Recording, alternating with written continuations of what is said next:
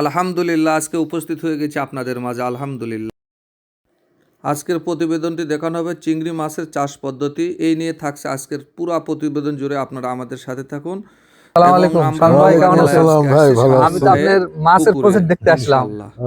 এই যে দেখেছি যেখানে প্রদর্শনী দিবেন যে হলো এই ইয়া মাছ, চিংড়ি মাছের গলদা চিংড়ি। ভাই চিংড়ি মাছ তো দিবেন, হ্যাঁ। তো কি অবস্থা বলেন? ভাই মোটামুটি অবস্থা ভালো। আচ্ছা, মোটামুটি অবস্থাটা ভালো।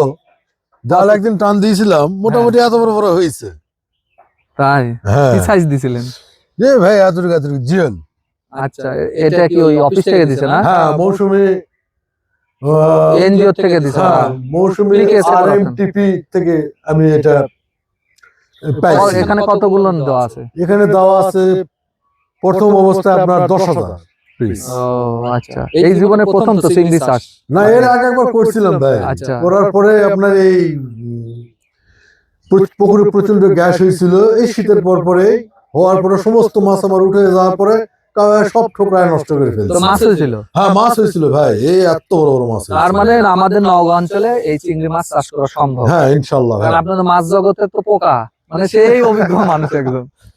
এই বছর আপনারা করেন, আপনার যদি মাছ উঠবে সেদিন আমরা আবার আসবো, সেটা দেখাবো। এতে করে কি হবে যে আমাদের এই উত্তর অঞ্চল অবহেলিত এলাকা, আমরা শুধু বাংলা মাছ চাষ করি। এই জায়গায় যদি আমরা এই উচ্চ মূল্যের মাছ চাষ করি, তাহলে আমরা মানে যারা উদ্যোক্তা আছেন তাদের জন্য এটা খুব লাভের একটা অঙ্ক হবে। তাহলে সেই জায়গা থেকে আপনার এই অভিজ্ঞতাটা আরো মানুষের কাছে শেয়ার করা হবে। এটা বাস্তবতা, এটা তো আপনার এটা হলো একটা এখন পরীক্ষামূলক চলতেছে। হ্যাঁ ভাই, এটা পরীক্ষা, সবাই তো পরীক্ষা করে না। পরীক্ষা করারও একটা মন মানসিকতা লাগে, যোগ্যতা লাগে। দেখেন এই প্রদর্শনী কত পুকুর লাগ দিতে গেছে, কেউ লাইনি কিন্তু। না ভাই, কেউ লাইনি যে না আমরা আগে লস দিব না, লস ত্যাগ করতে চাইনি কখনো সে। এই সব মিলেই কিন্তু হলো আপনার এই যে লস ত্যাগ স্বীকার করে একজন উদ্যোক্তা যখন একটা লস স্বীকার ত্যাগ করেই কিন্তু একজন উদ্যোক্তার কাজ। এটা কিন্তু উদ্যোক্তা ছাড়া এই কাজ কেউ করে না। একজন উদ্যোক্তা তখনই সফল হয় যখন সে এটার ভিতরে ডেডিকেশন হয়ে যায়, নিজেকে শেষ করে দেয়। দেন এখানে লাভ হবে কি লস হবে সেটা কিন্তু জানে না শামীম ভাই, তারপরে কিন্তু সে দিয়েছে আমাকে পরীক্ষামূলক করতে হবে। এটাই উদ্যোক্তার কাজ, আর তারাই তো উদ্যোক্তা হবে। এই আপনার সফলতা দেখা পর হয়তো হাজার হাজার শামীমের তৈরি হবে, আরো বহুত চাষি তৈরি হবে। কি আমি হয়তো তখন আমার পুকুরে, আমি এই জন্যই মূলত দেখতে আসা যে আমার পুকুরে আমি তখন আপনার সফলতা দেখে গান আমি দিব। এইভাবে একজনের দ্বারা আরেকজন কি খাবার দিচ্ছেন? খাবার দিচ্ছি ওদের, খাবার একটু একটু কম্পোস্ট দিচ্ছি। হ্যাঁ, এইগুলোই ভাই। এখন শীতের সময় একটু ভাসমান ফিড দিচ্ছি। এখানে গোলসা ট্যাংরা আছে। হ্যাঁ হ্যাঁ, 50,000। বাংলা কিছু মাছ আছে এখানে এই পুকুরে। এর মধ্যে এক কথায় মিশ্রিত মানে সমন্বিত খামার করে খাবারে একটা ইয়ে। আচ্ছা, আমরা যে লক্ষ্য করে দেখতে পাচ্ছি যে বিশাল পুকুর এটা। হ্যাঁ, পুরাটাই যে নেটিং দিবেন যাতে ওই চিংড়ি মাছ পুকুরে উঠে আসে রাতের বেলা, কিন্তু এই কারণে নেটিংটা দেওয়া আছে, তাই না?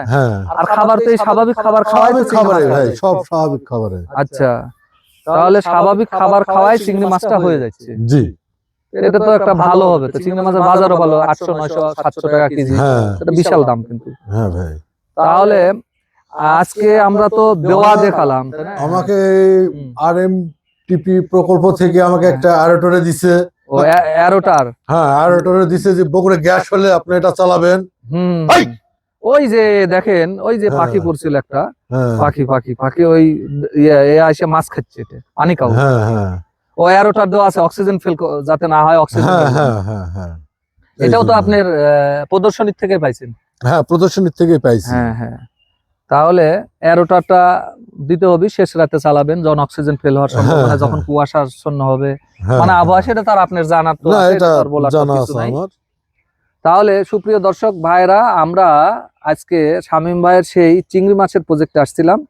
আমরা আজকে আপনাদেরকে চিংড়ি মাছ কেবল চাষের প্রক্রিয়া শুরু, পার্ট টু এ যে আমরা আপনাদেরকে দেখাবো যে চিংড়ি মাছটা যেদিন উঠানো হবে কি পরিমাণ তার সফলতা আসলো, কি পরিমাণ তার হলো। তবে এখন যতটুকু আপনি ধারণা করছেন যে সাইজ হয়ে গেছে, আলহামদুলিল্লাহ ভালো হবে আশা করি। তো সুপ্রিয় দর্শক ভাই, সবার সুস্বাস্থ্য দীর্ঘ কামনা করে আজকের মতো এখানেই বিদায়। আপনাদেরকে পরবর্তী প্রোগ্রাম দেখার জন্য আমন্ত্রণ রইল। যখন আমরা এই পুকুর থেকে যখন আবার চিংড়ি মাছ তুলবো, সেই প্রতিবেদনটি দেখার জন্য সবার প্রতি আমন্ত্রণ রইল আমাদের।